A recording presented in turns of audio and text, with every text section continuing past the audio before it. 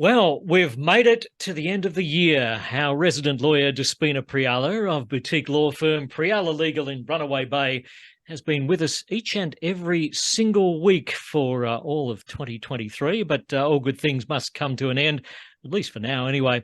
She brings her legal expertise and provides general advice on the latest hot topics. She has experience that spans more than 25 years and growing in the area of property and commercial law. She also prepares wills as part of estate planning and litigation. With us once again for the final time in 2023. Hi, Despina. Good morning, Wayne. Good morning, Brooke. Good morning, Merry Desi. Christmas to you. Yes, Merry Christmas to both of holidays. you as well, and to all of our listeners. And a little bit sad, it's the last segment of the year. I know, we've made it another one. Can you believe it? What's this, number 3? Third year now. Yeah, we're starting. Yeah, we're into our fourth. Yeah, Into definitely. our fourth. Wow. Into our fourth year. And do you know what? Because I hear you every week, of course, do the nice intro about me and how many years. I just did a little exercise and wanted to see exactly how many years, in fact, it has been since I've been in this profession. Are you going to tell us, or is that a secret? No, I can tell you. I just don't tell you how old I am. But Okay. it's 31 years. Wow, let me update that. Come on, have we been saying over 25 years? Yeah. And it's Well, been it is over 25 years. that 31 is is over 25. so It's funny. insane. It's insane. I started off as an article clerk in 1992. So that was 31 years ago. Can you believe it? As a what? An ARCL clerk? An articled clerk, which was the Oh, old way of, that's your traineeship after you've already graduated from law school. Then you do your 2 years articles and then you become a lawyer. Yes. There you go. 31 years. Okay, we will adjust that intro We for will. 2024 and make sure we get it right. It's so nice to have you back, Despina. So to finish off 2023, we've got some fun topics and topics to break down, I guess, as well. Starting off with this one in regards to the Australian Tax Office. They've been sending out the headlines are calling them warning letters. So, yeah, it doesn't sound good. So can you break down what are these warning letters from the ATO? I thought it was a good time, actually. We've reached the end of 2023, and it's been an interesting year as far as the ATO is concerned, because if we go back a little bit before we talk about these letters and put it into perspective, we've had COVID, so that started 2020, and then ATO came out openly and said, during 21 and 22, okay, we're not going to pursue anybody. We're sort of on a 2-year sabbatical because of what was happening with COVID, and we had all this relief from the state and federal governments on a variety of different levels, and new laws passed, and sort of all these normal taxes that you pay and lodging basses, etc., are all sort of in abeyance, and trying to help business owners and consumers out there. But very much at the start of this year, in actual fact, this time last year on the show, I was mentioning that right at the end of 22, the ATO said, well, we're no longer going to be on a sabbatical. Watch out. 2023, we're coming to get you, and we're coming to, collect all that money that's owed to us, that's been sitting there, in abeyance. And that's, I think, contributed to a lot of companies and businesses going broke this year because they've been caught out. And all of a sudden, they've had these tax debts that have now been pushed to the forefront because the ATO have been on the warpath and said, well, now no longer, we've got no more COVID, it's done and dusted, you've got to get back to business and pay your debts, lodge your basses, pay what you owe. So the ATO has been doing this. Now, these letters that I've heard about that's being issued recently have caused a bit of distress and confusion, as I understand, to business owners and other taxpayers. Right, so out there in Australia, and it's called, interestingly, sort of on-hold tax debt letters that the ATO have issued. And people are going, well, what's an on-hold tax debt? Is my tax debt on hold? Fantastic. But I don't think it actually means that in reality, because what we want to talk about today is about the ATO and what the ATO does and the very wide powers that the ATO does have in this country. And I think it's correct to say that the Australian Taxation Office probably has the widest powers of any entity really in this country. And there's been lots of examples we've seen hit the headlines over the decades of, people who have been pursued by the ATO, who have gone to court for many, many years by the ATO saying that certain tax debts are payable. And there's been disputes along the way. But this is involving the ATO sending these letters out saying, look, there's about, for example, $173 owing, but guess what? We're going to put that on hold for you. So what I'm saying to people out there when they're listening is, well, the ATO, when they say they put it on hold, it doesn't mean that it's gone. It doesn't mean that it's vanished. And it certainly doesn't mean that they've written off. And I don't think that's actually in the ATO's dictionary or vocabulary to actually write off a debt. And I don't think that's actually ever happened in the history of, the ATO being in existence. They never forget.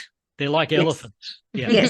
Yes, exactly right. So, if you ever had a conversation with the ATO, and I've had clients have these conversations over the years, particularly after the GFC, where the ATO have said, well, we're going to put the tax debt that you owed, we're sort of putting it over here in a basket, in an abeyance basket, where we're not sort of pursuing it and we're not doing anything about it.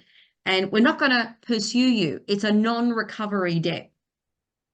Well, that doesn't mean, as I said before, it vanishes. Just be very careful because it can rear its ugly head later on when you might be in a better financial position, right? And you start lodging tax returns that might indicate higher income that you might have generated in any given financial year. And the ATO will have your little file there, right, in their archives, sort of pop up. It's like a little red flag that might pop up on your file and go, aha, this taxpayer is now actually might be in the black. They're actually earning income. Remember that debt that we sort of pushed down here years ago and we never pursued? Let's pursue it now. And that's what they can do as part of their powers. So how big are the debts we're talking about here? Are we talking hundreds? Are we talking thousands? From this article that I've read and what I understand, they're very small amounts. They're very small amounts. In fact, there's some talk about, well, what was the cost of issuing these letters compared to the actual money that's owed to the ATO? And I really query why they've done this. And it's almost like a boilerplate letter that's just gone out to everybody. And I'm not really sure what the real intention is behind these letters. And that's why some taxpayers are going, oh my gosh, what is this? What tax debt? I didn't even know that I had a tax debt. What do I do about it? So what I understand is it's not a warning letter. It's just to tell you the tax debt's on hold. So read the letter carefully. Unless it says to you, you need to contact us, you don't really need to do anything else.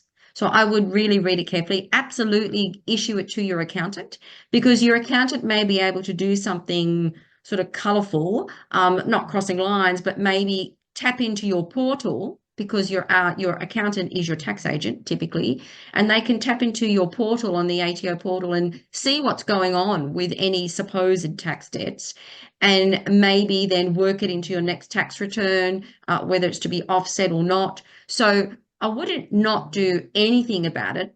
I certainly would tell your accountant, but whether or not you actually have to do anything like pay it now, because these letters actually have a BPay payment sort of section on there. So it sort of confused a few taxpayers where it might say don't do anything about it, but then there's a BPay section. So if you want to pay it, pay it. So unless the letter requires you to pay it, I would suggest just giving it to your accountant. Sure. And letting them work it out. If you don't have an accountant and it's say $100 and you have $100 sitting in your account and you think, oh, there's a little pretty BPay thing, would you recommend just paying it and getting it out of the way, or maybe wait until they pop their head up again saying, give us the cash?